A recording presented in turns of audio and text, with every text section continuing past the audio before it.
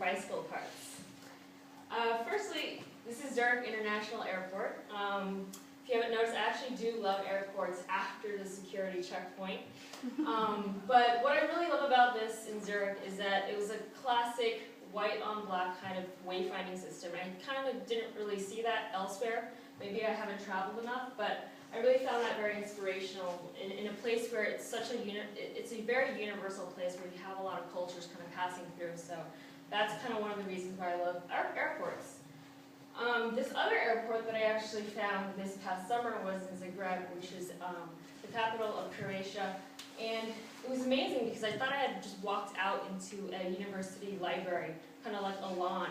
I didn't feel like I was part of an airport, and maybe there are more airports like this, but this is kind of my first experience. So I thought that was really inspirational, just to kind of have that easygoing feeling when you're in a place of high stress intensity and a lot of procedures that go through just experiencing the airport environment. So, you know, apart from all the technical things that you do go through and the processes that you do go through to actually get to your gate, airports are actually very emotional spots, especially when you are traveling or moving from one city to the next city in different times of your life. So I'm going to kind of take you through certain key emotional airport departures in my life. First one being from San Francisco Airport to Gimpo International Airport, which was the Seoul's national airport back in '93. And I had left kind of my whole childhood in San Francisco at the age of 8 years old. And I moved to Korea because my dad had opened up his business there, and our whole family kind of moved away into this culture that was actually mine. And so I took part in this school called Seoul Foreign School, which is an international school, so I was there for about 11 years. And then after those 11 years, I made my way to Boston. So from Incheon Airport, which is the current airport of the city of Seoul, to Boston Logan International. And I was able to attend a four-year college majoring in communications at Boston University. So I graduated with a BS in communications with a concentration in advertising. And this is kind of like a really awkward family photo. No one's really looking or smelling right, but that's my dad, my sister, and my mom, the parents are still residing in Korea. My sister is at Rhode Island School of Design in her senior year right now, doing some industrial design work. So with all this said, you know, moving with that degree from Boston, I was able to get an opportunity after graduation in New York City. So my next port was towards JFK, and that's where I kind of started my whole advertising career, starting in account management for about 2.5 years, worked with some, actually a healthcare brand called Aflac. And then I kind of made my way around design.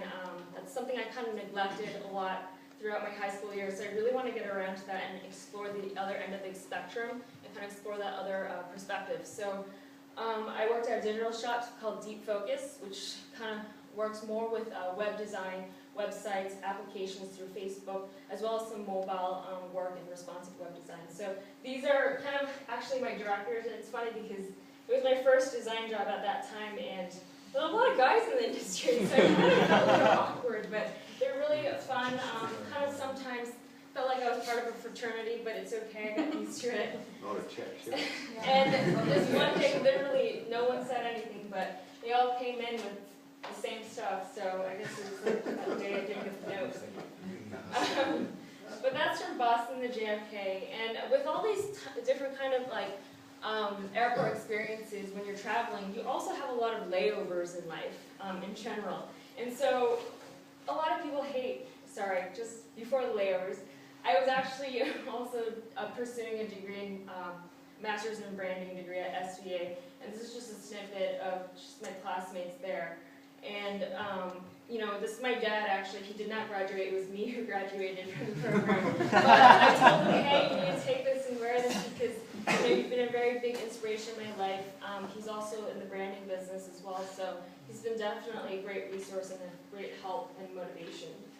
So what I was saying about layovers is that I love long layovers, and it's kind of weird. Why would you ever love layovers? But what I call this is called city running, or more so layover running. And what that requires a pair of running shoes, at least 14-hour layover, a airport accessible city, and a very sweet pair of Airbnb hosts, perhaps, and a very curious and adventurous mind, because you're going to be able to explore a city you haven't even explored within the span of 14 hours, and I think that's really inspirational, because I love running. And what more is it than to actually, kind of experience a city on foot with your own power, like your own strength. So these are my hosts, Edward and Elaine, who actually introduced me to the world of apple wine, which is amazing. They were so sweet, so I got really lucky. And that's me, my foot on some sort of graffiti writing at 5 a.m. And I ran around River Main, the main river in Frankfurt, and it's only like 6.5 kilometer run, which is really not that long, but I was able to experience what it's like